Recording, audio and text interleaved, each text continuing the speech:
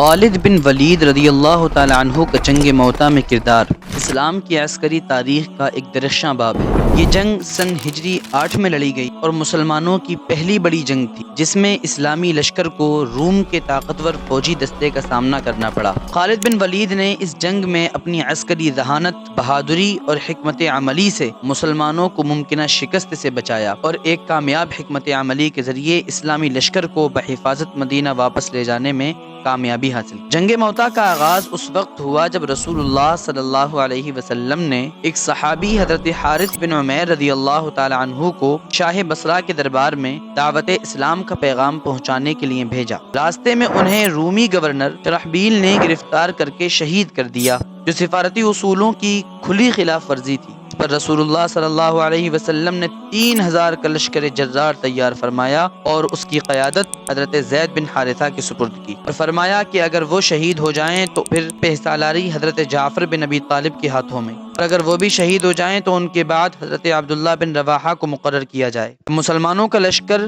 موتا کے مقام پر پہنچا تو انہیں معلوم ہوا کہ رومی فوجی کی تعداد 2 لاکھ سے زیادہ ہے، جبکہ مسلمانوں کے پاس صرف 3000 سپاہی تھے۔ اس موقع پر صحابہ اکرام نے عزم و حوصلے کے ساتھ لڑائی کا فیصلہ کر لی۔ یہ ایمان کی طاقت ہوتی ہے جو انسان کو کفر کے سامنے اڑ جانے پر مجبور کر دیتی ہے، ورنہ یہ بات ہر انسان جانتا ہے کہ 2 لاکھ کے مقابلے میں 3000 کچھ بھی نہیں۔ اگر 2 لاکھ کی ہوا بھی چل جائے تو 3000 کا نام و نشان تک باقی نہ رہے، لیکن اسلام کی طاقت اور ان کے دل میں جو نور ایمانی کا چراغ منور تھا، اس کی وجہ سے ان کے اندر ہمت اور حوصلہ پیدا ہوا اور پھر وہ کفر کے سامنے لڑ گئے۔ اسی کو ڈاکٹر اقبال نے کہا ہے کہ دی اذانیں کبھی یورپ کے کلیساؤں میں، کبھی افریقہ کے تپتے ہوئے صحراؤں میں، شان آنکھوں میں نجشتی تھی جہاں داروں کی، کلمہ پڑھتے تھے ہم چھاؤں میں تلوار۔ جنگ کے دوران حضرت زید بن حارثہ رضی اللہ تعالی عنہ شہید ہو گئے۔ پرچم حضرت جعفر بن ابی طالب نے سنبھالا۔ حضرت جعفر بن ابی طالب رضی اللہ تعالی عنہ نے بہادری سے لڑتے ہوئے اپنے دونوں بازو کھو دیے، لیکن اس کے باوجود بھی پرچم اسلام کو زمین پر نہ گرنے دیا اور آپ شہید ہو گئے۔ حضرت عبداللہ بن رواحہ رضی اللہ تعالی عنہ نے پرچم تھاما اور بہادری سے لڑتے لڑتے آپ بھی شہید ہو گئے۔ جب تینوں مقررہ قائدین شہید ہو گئے، مسلمانوں نے خالد بن ولید رضی اللہ تعالی عنہ کو امیر منتخب کیا۔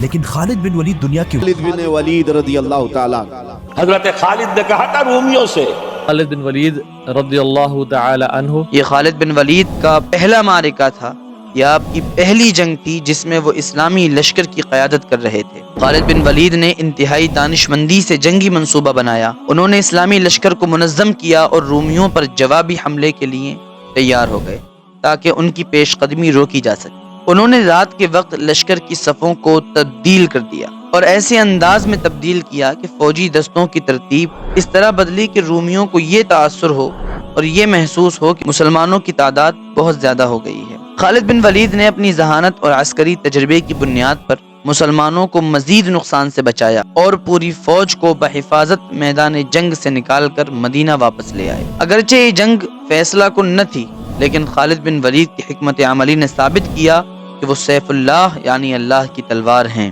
ان کی قیادت نے مسلمانوں کو نہ صرف رومیوں کے خلاف ایک مضبوط موقف دیا، بلکہ یہ بھی دکھایا کہ کم وسائل کے باوجود دشمن کے بڑے لشکر کا مقابلہ کیسے کیا جا سکتا ہے۔ جنگ موتا میں خالد بن ولید رضی اللہ تعالیٰ عنہ کا کردار ہمیں صبر، بہادری اور حکمت کی اہمیت سکھاتا ہے کہ قیادت میں مسلمانوں نے نہ صرف اپنی جان بچائی بلکہ دشمن کے دلوں میں اپنی دھاک بھی پیدا کی۔